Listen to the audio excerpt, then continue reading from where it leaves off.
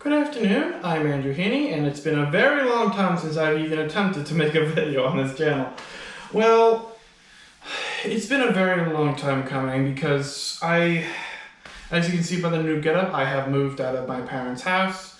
I currently live at my own place, and also I haven't had much to say about movies lately. Part 1, I will discuss the 21 films nominated for multiple Oscars at the 94th Academy Awards this year. I am not going to watch the ceremony, for the record. Now, for part 1, I'm looking through the list here. I have seen all 21 of these films, including the one documentary on here. And the first film I'm going to start with I'm going to do very quick reviews for each one. The Power of the Dog is the first film on my list here. This film is really, really good. It's very slow, even though it's not that long. But, it's very well shot. The cinematography and the editing in this film is fantastic.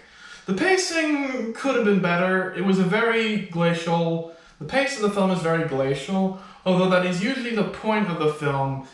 It did kind of bother me a little bit here. The production design is good, but I don't know if it deserves a nomination, if I'm to be honest. All 4 performances in this film are great. The characters are very well fleshed out. Benedict Cumberbatch gives a career best performance in this movie, and I would not be disappointed if he won Best Actor. He might actually be my favorite of the Best Actor nominees, if I'm to be honest. Cody Smith-McPhee was also great. He's probably my choice to win Supporting Actor, either that or one other that I'll get to. Kirsten Dunst is great. Jesse Plemons is really solid, although he's my least favorite of the deserved nominees. I already mentioned the cinematography. The score by Johnny Greenwood is fantastic. The writing and directing by Jane Campion is really good, but this is not my film. This is not my choice to win director for Campion or adapted screenplay, if I'm to be honest. So my rating for this film is a 7.5 out of 10. I could raise it to an 8, but 7.5 out of 10 for now. Next one is Dune. This is one of my favorite movies of last year. Holy smokes. A monster of a film. Dune, unfortunately, was completely snubbed for Denis Villeneuve as Best Director, which is very sad, actually. The directing was one of the best things about that film. And for the record, I do think he was snubbed for that. He would have been my choice over Bronick for Belfast, but that's another story. Every single technical award it's nominated for, it should win. Adapted screenplay is debatable. It is my choice out of the films that have a chance to win Best Picture, though. I don't know if it's my choice for adapted screenplay. There's another film that I think would be a better choice, and I'll get to that later. But yeah, this film is amazing. 9 out of 10. It's essentially 2.5 hours of near perfect setup. Villeneuve is becoming one of my favorite directors. Blade Runner 2049 and Incendies are better films than this, but this is probably his third best in my opinion. So this movie's amazing. 9 out of 10. Let's move on. Next is Belfast, which is very Oscar baity, but I liked it. Out of all 7 nominations it got, I just think it only deserves 2 of them. Kieran Hines deserves the supporting actor nom for Pop, the grandfather, and the song nomination is understandable. The rest of them I don't agree with. The sound design in this film is not bad, but the film's much louder than it should be, which kind of took me out of the movie a bit. Judi Dench was nothing special in this movie. This movie absolutely should not win, and it should have been nominated for original screenplay or picture or director. What the hell, man? Pick that but not Dune for director? Really? That's ridiculous. Anyway, I still like this movie. It has some boring parts. It reminded me a lot of Mank, where it's a very well-made movie with some great cinematography, which didn't even get a nomination here, but whatever.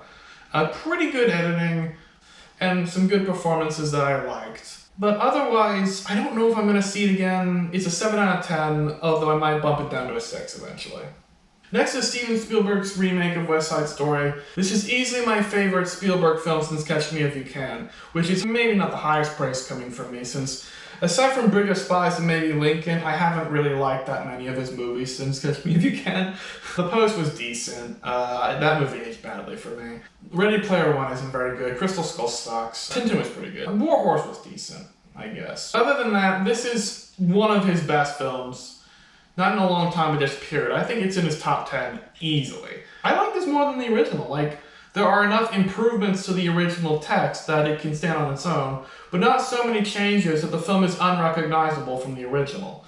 which I like. I really appreciate that. Ariana DeBose is also my pick for supporting actress, easily. The film would not be a bad choice to win cinematography or production design, although I don't think it's going to win either. I would not be upset if Dune or this film won those 2 Oscars, honestly. It's just very enjoyable, a little long.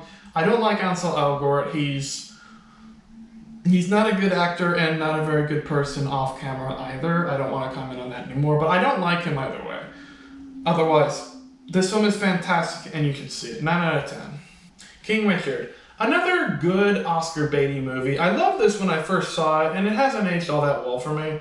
I originally gave it an 8 when I first saw it, but I have lowered it to a 7 upon further thought. Because this film is a good movie. It's got some great performances from Will Smith and Aunjanue Ellis. The song is also really good. I like the nomination for that, but honestly, I don't agree with an original screenplay, a film editing, or Best Picture nomination for this. But you could have easily made room for Licorice Pizza or West Side Story for that film editing category at the very least. Come on. But, like, it's a good, very enjoyable movie on Serena Williams, Venus Williams, and their father, Richard. So, yeah, I recommend it, and I will probably see it again. It's a very enjoyable biopic, and I'm not much of a tennis person, so the fact that I enjoyed it does kind of speak volumes for it, I guess. Next is Don't Look Up, which I do not like, but I do not hate. I don't like the satire in this film. It's not very funny. Subtlety is actually not one of my criticisms, because Dr. Strangelove was unsubtle. Life of Brian was unsubtle, and those 2 are masterful satires. That said, comparing the satire of Don't Look Up to that of Dr. Strangelove or Life of Brian is kind of an insult to those 2 movies, because this film is nowhere near that funny. It's also very bleak, understandably so. The tone is very inconsistent. The editing is bad. Like, I am shocked this got a film editing nomination. I don't think it's going to win, but I'm pretty sure Dune or Power of the Dog might win film editing. That would be better. Tick Tick Boom would be cool too, but I haven't gotten to that yet. But yeah, none of the performances in this film are that good. I'm glad this did not get any acting noms. The screenplay, come on, really? The score, however, of this film is utterly fantastic, and the ending, as bleak as it is one of the most potent endings of the year, actually. That saves it from a 4 or a 3, so it's a 5 out of 10. I don't recommend it, don't watch it. It's not good, but it's not the worst thing in the world. Moving on. Drive My Car. Ooh, I love this movie. Despite its nearly 3-hour runtime, I really love this. This is, besides Bo Burnham's Inside, this is my favorite film of 2021. This deserves all 4 Oscars it gets. I think it should win Adapted Screenplay, and it deals with the themes of grief, self-acceptance, and regret so well that I am in awe of this movie. The directing from Ryusuke Hamaguchi is also pretty fantastic. The performances are excellent. I honestly think the lead actor should have been nominated for Best Actor instead of maybe Javier Bardem, but I haven't gotten to be in the recorders yet. Absolutely see this. It's on HBO Max as of my recording of this video, so please see it. Next we got Nightmare Alley, which is another good, I don't know if it's Oscar bait, but I like it a little bit less from Shape of Water, which even then, that film has not aged well for me. My rating for Shape of Water is probably a 7.5. This is a 7. However, I only liked the film a decent amount. I would have given it a 6.5 or even a 6. If the ending, which, no spoilers, the ending of this film is fantastic. Like, that saved the movie for me. So, I'm giving it a 7, mostly due to the ending and due to the production design, costume design, and cinematography, all of which are exceptional. However, I don't agree with its Best Picture nomination. I think if you replaced this with Tick Tick Boom, the lineup would have made more sense and would have been more solid. It's not even my least favorite Best Picture nomination, but I don't agree with its nomination regardless. It also doesn't make sense. This film was not nominated for screenplay, director, or film editing. It doesn't even have 5 nominations, which are usually, like, those things are usually enough to get a Best Picture nomination. This film has done that. Weird. Oh well, I like the movie. It's not one of Del Toro's best, but I liked it. Being the Ricardos, meh. J.K. Simmons does not deserve his acting nom, and this film is just taking up actor space in my opinion. Javier Bardem's pretty good, maybe a nomination worthy, so is Nicole Kidman, but other than that, I do not give a shit about this film. 5 out of 10, moving on.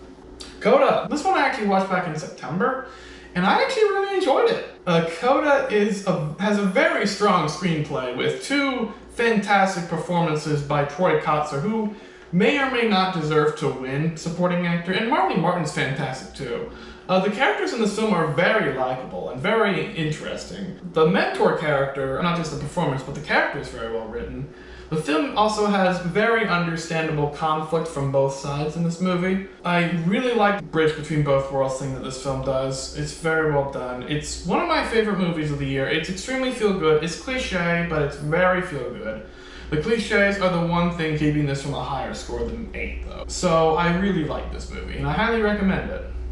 Encanto! Oh boy, I really like this movie. When it first came out in theaters in November, which is when I saw it actually, in a nearly empty theater actually. Shout out to Alamo Drafthouse, by the way. Nobody was talking about this movie, but now that it's been on Disney Plus for a few months, sirens in the background, and a helicopter, how funny. Now that Encanto has been on Disney Plus for a few months, and now that people have been memeing and talking about and praising this movie, I don't think it's overhyped that much, all things considered. I love this movie. I think it has some of the best conflict in a Disney film in a long time. It's my favorite Disney film in several years, since Zootopia, actually. It's not one of my all-time favorite Disney films. There are some problems I have. The Shape-Shifting Kid does nothing in this movie. Not all the songs are bangers. I'd say 2 of them are. Like Surface Pressure, We Don't Talk About Bruno, and Dos Oruguitas, actually, are awesome songs. Dos Oruguitas is my choice for best song, by the way. Yeah, Encanto is really good. It has fantastic animation, great characters. I love how small scale and also large scale it is at points. The music is fantastic for the most part. The score is excellent and deserves a nomination. It's not my choice for score, that would be Dune. 8.5 out of 10. It's one of the best films of 2021, so let's move on. Flea. This is an odd one for me, because on the one hand, I think it's overrated, but on the other hand, it's still really good. So I'm going to talk about what doesn't work for me with Flea. This is a documentary nominated for 3 Oscars. I do not think it's going to win any of the 3 it's nominated for. Animated feature, documentary feature, and international feature. I do not think it's going to win any of them. Encanto is my choice for animated feature. This is not. This is also not my choice for documentary feature. That would be Summer of Soul, but this video is not about that. But what does not work for me is the animation. It's very distracting and too simplistic, and it actually gets in the way of the story, which is a very powerful story, and that's what saves it from a lower rating, in my opinion. The story and the characters are extremely powerful, the filmmaking is very potent, but the animation is so distracting that it made me lower the score a little bit. So yeah, Flea's a really solid film, really good documentary, and the way I rate documentaries is if the story isn't true, if this is fiction, did I still like it? And the answer for this is yes. I don't think it should win Best Documentary. I don't think it will, though. Licorice Pizza, another Paul Thomas Anderson movie. Look, I love Paul Thomas Anderson. I love this movie. The ending of this film I hate, to the point that I lowered the score. If I left a few minutes early, I would have given this a 10. I'm not exaggerating. This would have been my favorite film of the year. Left the theater a few minutes earlier and pretended that was the ending. Oh, I hate the pedophilic undertones of the ending of this movie. Absolutely hate it. It's also out of nowhere, too. Because otherwise, this is an excellent movie. It is my choice for original screenplay. Would not be a bad choice for director, actually, Paul Thomas Anderson. Yeah, it's a banger of a film, but don't take the ending too seriously. And don't treat these 2 characters, who are played excellently, by the way, as role models, because they're not. The Lost Daughter, really good. Olivia Colman would not be a bad choice for actress. My choice is Kristen Stewart from Spencer. The Lost Daughter is really good. Jessie Buckley is pretty fantastic in it as well. Not as good as Olivia Colman. I actually do not agree with the adapted screenplay nomination for this, though. It's a really good movie. There's not much that sticks out about it besides the story, and even then it's not that amazing. So, 7 out of 10, I like it. It's got a good concept, great performances, but not much else. No Time to Die, I like it. It's better than half the Bond films and worse than the other half that I've seen. I haven't seen every Bond film in existence. I enjoyed it. I like the song a lot. The song by Billie Eilish. I don't think it should win song. The sound design is really good. The visual effects are also fantastic. The practical effects and the stunts. I think it's a great send-off for Daniel Craig as James Bond. And also, tangent here, stop complaining about casting before the movie comes out. For fuck's sake, people keep claiming that they were erasing James Bond. They're not. That they're wokeifying James Bond. They didn't. That this African-American woman played by Lashana Lynch, I believe, was replacing James Bond. She didn't. If you actually watch the damn movie first, then complain, I'd understand. But, dude, people are complaining about this garbage ideology that they're racing straight white men. Wow, there's too many women in the new Star Wars movie. There's not enough white people in the Batman movie. Wow. Okay, enough of that. These fucking cowards and crybabies flipping out about diversity before the movie's even released. Like, wait for the movie to be released before watching. Okay, end of tangent. I like No Time to Die. I don't love it. It should not win any Oscars. It does not deserve any. But the nominations I can kind of get behind, I guess. It's 7.5 out of 10. It's enjoyable. Tragedy of Macbeth. A really good adaptation of Macbeth. A story that I don't entirely love, but I did read it in high school along with Hamlet. I think it's a fantastic adaptation, actually. I think it should have been nominated for Adapted Screenplay, honestly, over The Lost Daughter, at least. Cinematography, production design, this would all, like Dune and West Side Story are my front runners for those two, but Tragedy of Macbeth would not be a bad choice for either of them either.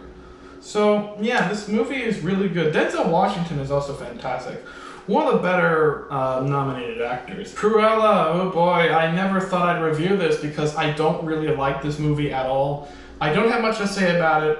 It is actually one of the best live-action remakes. Like, out of all the live-action remakes, this one's in the upper echelon, easily. The costume design is fantastic. This is my choice for costume design, even though I don't like this movie. It's not my choice for makeup, though. That would be Dune. Yeah, Cruella is mediocre. I don't like this movie. I don't like the way that it makes the titular character even less special. Emma Stone's pretty good. She's one of the highlights of the movie. I also like Emma Thompson, but other than that, I just didn't like this movie. I also don't like the implication that Pongo and Pernita, the two dogs, are brother and sister, because, no, Disney, no. Jesus, I hate this. I hate parts of this movie, but I also love parts of it. 4 out of 10. Eyes of Tammy Faye. Meh. I don't want it to win actress. I don't want it to win makeup and hairstyling. This is the numbers, though. I don't care about this movie. Moving on. Parallel Mothers. Surprised at the nominations it got. I was not expecting this to get anything. I didn't watch it until after the Oscar noms were announced, so what do I know? Really solid movie. Penelope Cruz is actually fantastic in this. Like, she's my second favorite of the Best Actress nominees behind Kristen Stewart. But she's not gonna win, that's fine. The score is also pretty great. There's a lot of score in this movie, so I did really enjoy the score of this movie, although I don't think it should win. So I liked it. I really liked it. 7.5 out of 10. Tick Tick Boom. Oh, I watched this twice, once alone and once with my girlfriend. We loved it. Andrew Garfield gives a fantastic performance, one of his best actually. On par with his Social Network performance, which may be a hot take actually. The editing in this film is also utterly fantastic. This film, I think, should have been nominated for Best Picture over Nightmare Alley. Like, replace one of the films that didn't deserve it, like Nightmare Alley, and replace it with that, the lineup would be much better. Because, yeah, this is a very enjoyable film. This is a great telling of Jonathan Larson's life. I'm not a theater kid, so I don't really give a shit about theater, and I love this movie, so that is saying something. Finally, we have The Worst Person in the World, the Norwegian film by Joachim Trier. I hope I pronounced that right. But yeah, this movie's great. This movie's actually one of the best of the nominees. It's in the top 3 with Dune and Drive My Car. It's in the top 3 of those. I really enjoyed the story, although there isn't much wrong with this movie, actually. The screenplay is phenomenal, and it is, I think, one of the best of the foreign language, probably the second best foreign language nominee. I don't have much to say about it other than it's amazing and you should go see it. 9 out of 10. Alright, that's done. Next video will be me talking about all superhero movies of 2021, and part 3 will be me discussing The Batman. So that's all I have to say. See you next time.